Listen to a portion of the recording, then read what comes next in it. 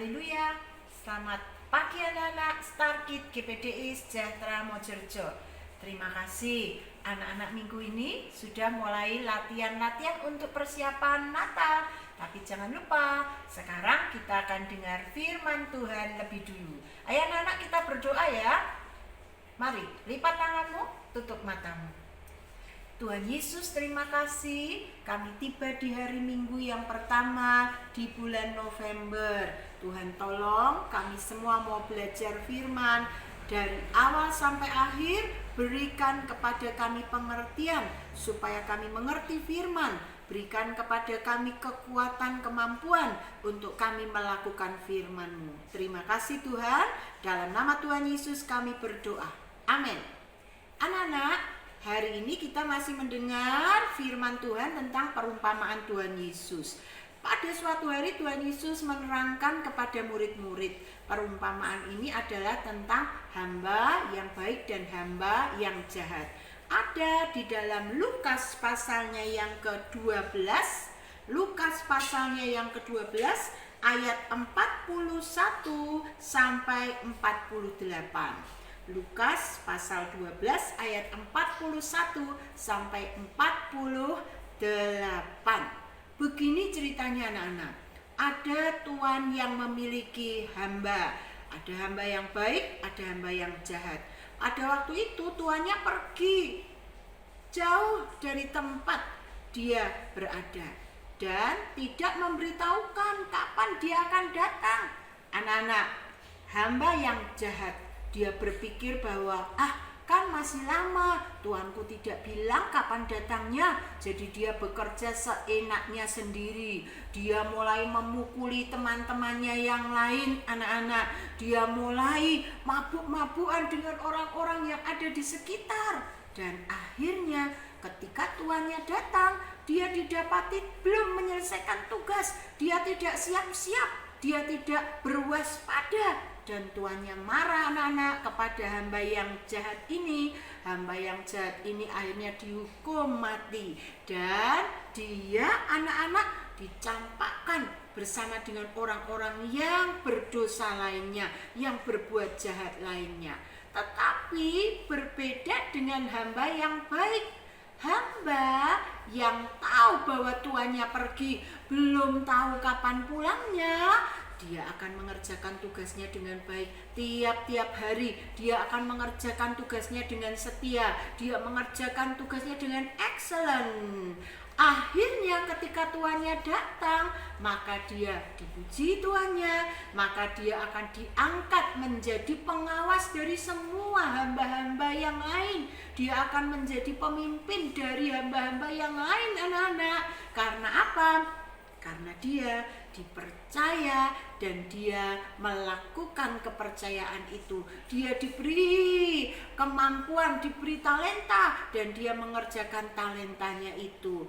Anak-anak, ada dua pilihan, hamba yang baik dan hamba yang jahat. Mana yang akan kamu pilih? Hamba yang baik, puji Tuhan. Anak-anak, ini sama loh dengan hari-hari ini. Kita tidak tahu kapan Tuhan Yesus akan datang ke dalam dunia ini, karena Tuhan Yesus hanya memberitahukan tanda-tandanya. Coba lihat di sini anak-anak, tanda-tanda menjelang kedatangan Yesus yang kedua. 1, akan terjadi perang di mana-mana. Orang akan bermusuhan dengan keluarganya. Tetangga akan bermusuhan dengan tetangga, suku akan bermusuhan dengan suku, sekolah dengan sekolah, negara dengan negara, perang di mana-mana. Yang kedua, kelaparan di mana-mana. Anak-anak akan ada kekeringan dan orang-orang akan sulit untuk makan, mendapatkan makanan. Kelaparan di mana-mana. Ketiga, gempa bumi di mana-mana. Sekarang kita mendengar ada gempa bumi di tempat-tempat, di mana di luar negeri, di dalam negeri. Bukan hanya gempa bumi anak-anak, ada banjir, ada gunung yang meletus. Anak-anak, itu salah satu tanda bahwa Tuhan Yesus segera akan datang. Yang keempat, ada aniaya gereja Tuhan. Maksudnya mulai dibatasi, tidak boleh seperti dulu bebas untuk memuji Tuhan. Sekarang ada aturan-aturannya, ada tempat-tempat yang tidak boleh dibangun gereja, ada tempat-tempat yang tidak boleh untuk beribadah di sana. Itu harus terjadi karena itu tanda kedatangan Tuhan Yesus yang kedua kali. Kemudian orang tinggalkan Tuhan. Orang mulai tidak percaya lagi kepada Tuhan, durhaka kepada orang tua, tidak hormat, tidak menurut, malah membenci orang tuanya, lalu kasihnya jadi dingin. Ada teman yang butuh pertolongan, cuek anak-anak, tidak mau menolong. Orang-orang jadi egois, cinta dirinya sendiri. Nah, nomor 6, munculnya nabi-nabi palsu. Ada nanti yang akan mengajar kepada kita pelajaran-pelajaran yang tidak sesuai dengan firman Tuhan, anak-anak. Mereka namanya nabi palsu. Jangan mendengar pengajaran-pengajaran, pelajaran-pelajaran yang tidak sesuai dengan firman Tuhan. Nomor 7, anak-anak, ini hal yang baik, kabar yang baik. Tanda kedatangan Tuhan yang kedua kali adalah firman Tuhan akan disampaikan ke seluruh dunia.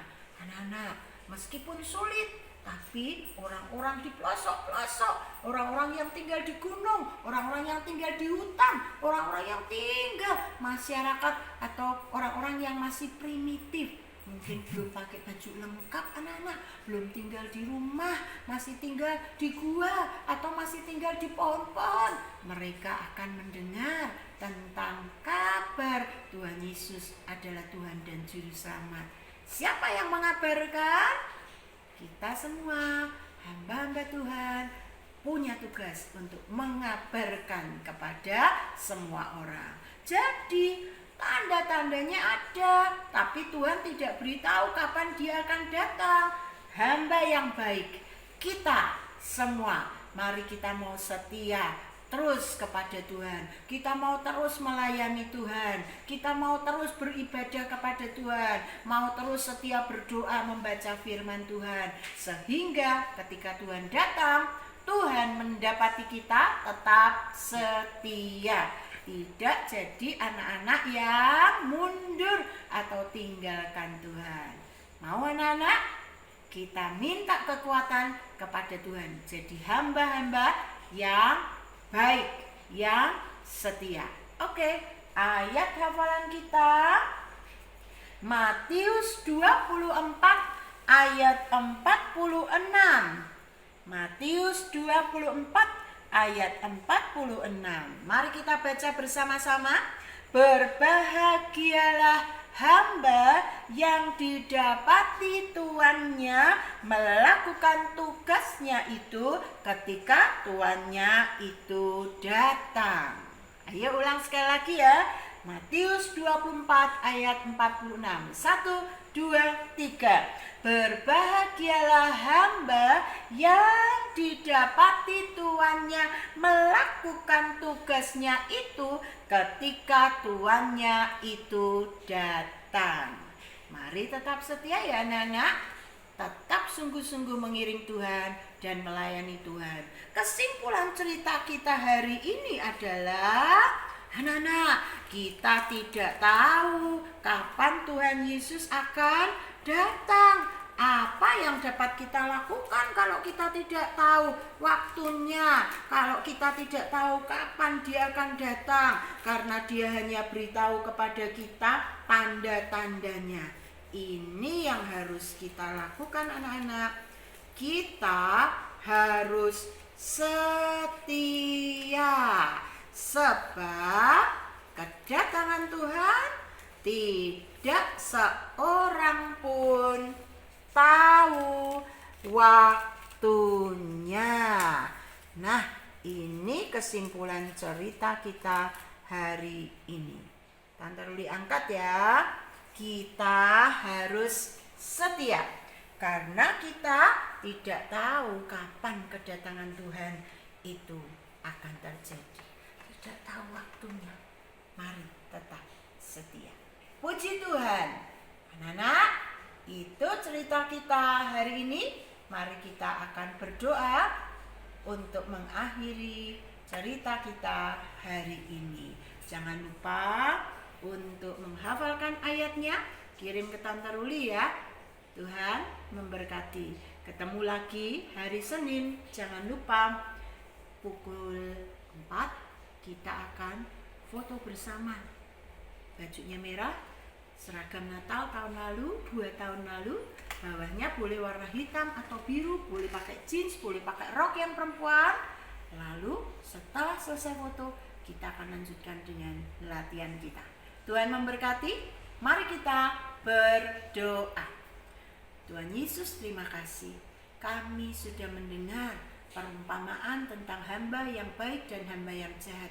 Kami mau jadi hamba yang baik, yang setia melakukan tugas, melayani Tuhan, berbakti kepada Tuhan, berdoa mendengar firman. Meskipun kami tidak tahu kapan Tuhan Yesus akan datang, kami tahu tanda-tandanya. Itu sebabnya kami mau terus setia. Tolong kami semua untuk saling mengingatkan. Semua kami boleh tetap setia sampai Tuhan datang. Dalam nama Tuhan Yesus, kami sudah dengar firman-Mu, beri kami kemampuan melakukannya. Berkati semua anak-anak yang sudah dengar firman Tuhan. Berkati sekolah mereka, berkati orang tua mereka, berkati guru-guru sekolah minggu, berkati Indonesia. Terima kasih Tuhan. Dalam nama Tuhan Yesus kami sudah berdoa. Haleluya. Amin. Sampai ketemu lagi hari Senin. Tuhan memberkati anak-anak.